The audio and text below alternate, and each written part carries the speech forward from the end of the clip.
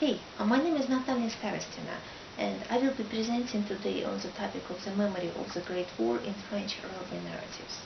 The Great War was one of the most important events shaping the representations of French railways and their legacy in the French collective imagination. In the aftermath of the war, French railways were, at the same time, severely criticized and praised. The military blamed railway companies as an enterprise only preoccupied with their profit and ignoring that once again the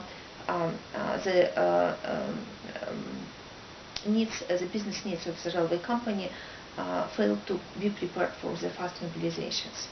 The railways were also seen as the main culprits of the war because trains delivered food and ammunition to fighting armies for more than 4 years. Trains made possible for the fighting sides not to abandon trenches and appeared to make modern wars having no end.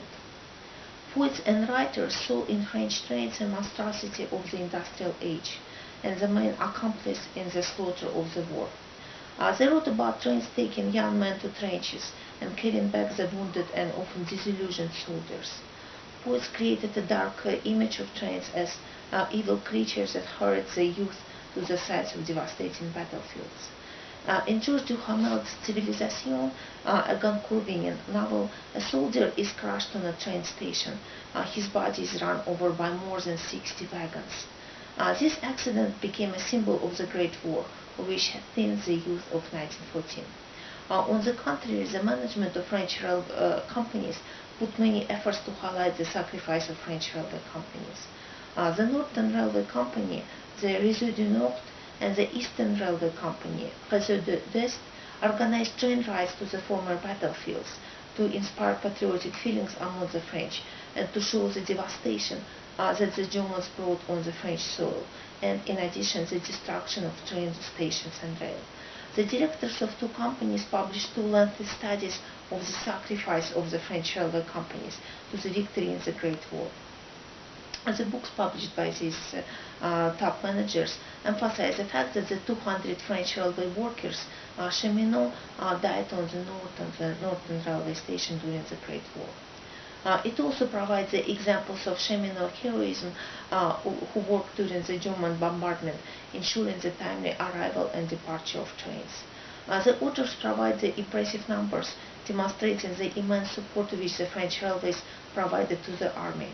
In their interpretation, these numbers show the essential role of railways in sustaining the morality of French troops and ensuring their fighting efficiencies.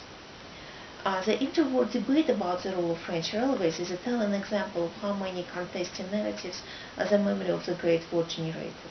The debate about the performance of French railways had taken place during a heated discussion about the nationalization of French railways after the war. The war devastated the Northern Railway network, and the management of the North asked the French government to save the company from a deep financial crisis, even a looming bankruptcy. The left underscored the fact that the Rothschild family, who owned the North, profited a great deal from the intensive traffic in the rich French provinces in the years before the war, and considering favorable conditions of building and exploiting French railways, to put it directly, quite well-milked French taxpayers. The left emphasized the necessity to nationalize the North and, if possible, other railway networks. To support their point, they depicted the problems with mobilization and the inability of French railway companies to ensure the timely mobilization. One of the largest strikes in the French history was initiated by French cheminots.